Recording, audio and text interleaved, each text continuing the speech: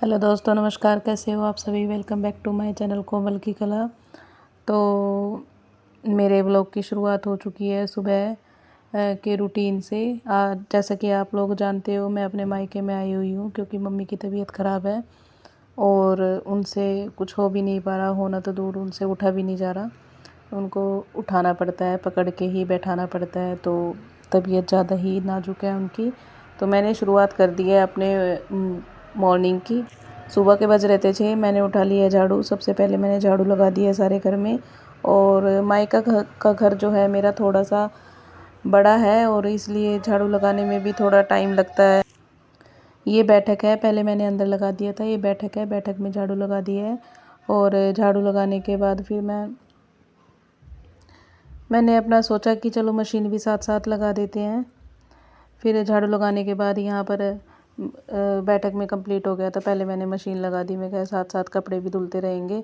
और यहाँ पे मशीन में मैंने सबसे पहले डाला था इजी। इजी में ये है, जो भी गर्म कपड़े रहते हैं, अभी गर्म कपड़े ख़राब हो जाते हैं, फिर अगर उसमें डाल दो, सर्फ में धो दो उसको, तो इसलिए पहले मैंने जो इजी के कपड़े थे, गर्म कपड़े थे वूलन वाले, पहले वो धुल दिए, डाल दिए धुलने के लिए। और फिर मैंने मार दिया था बाहर झाड़ू। यहाँ सड़क पे भी झाड़ू लगता है, बाहर गेट के बाहर पूरे में। और ये भी काफ़ी बड़ा है एरिया, यहाँ पे भी झाड़ू मारने में लग जाते हैं तकरीबन 15 से 20 मिनट, आराम से चले जाते हैं। और ये मैंने लगा दी थी सारे में झाड़ू, और ये देखिए हो गई है पूरी सड़क साफ़। और इतने झाड़ू लगाने लगाने में ही मुझे कम से कम लग गया था आधा पौना घंटे के करीब टाइम लग गया था झाड़ू झाड़ू में ही। और फिर मैंने यहाँ पे वॉश बेसिन भी साफ़ कर दी थी क्योंकि अब मुझे पोछा लगाना है।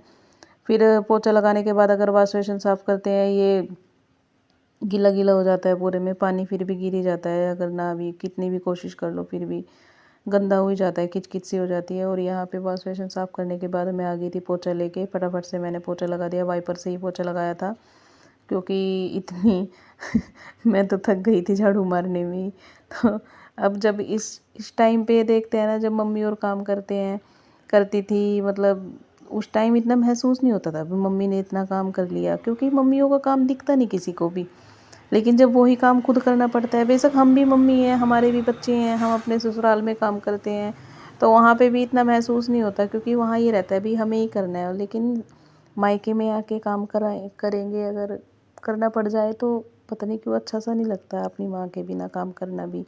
माँ के साथ काम करवाना तो अच्छा लगता है, लेकिन अगर माँ बीमार हो और फिर काम करना पड़े तो मन ऐसा करता है यार, मम्मी कितना काम करती हैं।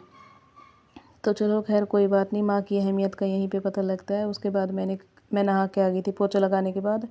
अब मैंने कर दी थी पूजा।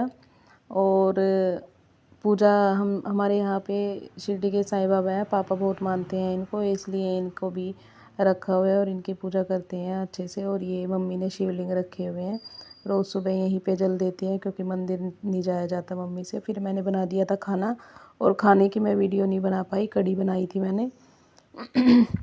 और फिर निकाल दिया था मक्खन, रात मैंने मलाई जमाई थी और इसमें से मक्खन निकाल दिया। और मक्खन यहाँ पे रई से निकाला जाता है, मैं तो घर ब्लेंडर से निकालती हूँ ससुराल में तो, लेकिन यहाँ रई लगा दी थी क्योंकि मलाई ज़्यादा थी। और मुझे इतना मज़ा आ रहा था ये गोले बनाते हुए काफ़ी दिनों के बाद इतना सारा मक्खन निकालने का मौका मिला। और ये मैंने गोले बना के रख दिए, अब मैं ता दूँगी घी को इसको, इसे गैस पे अभी तो मैं रखूँगी नहीं, थोड़ी देर में पहले अपना काम निपटा लेती हूँ। और ये निकालने के बाद फिर मैंने सारी रसोई के जितने भी बर्तन वगैरह थे, स्लेब वगैरह थी, सब साफ़ की। और ये देखिए रसोई बिल्कुल हो चुकी है चकाचक क्लीन। और फिर उसके बाद मैंने बर्तन भी सारे साफ़ कर दिए थे, देखो कितने सारे बर्तन हो गए, दूध दाद के थे, मलाई के थे, और तो हो ही जाते हैं बहुत सारे। अभी बर्तन साफ़ करने के बाद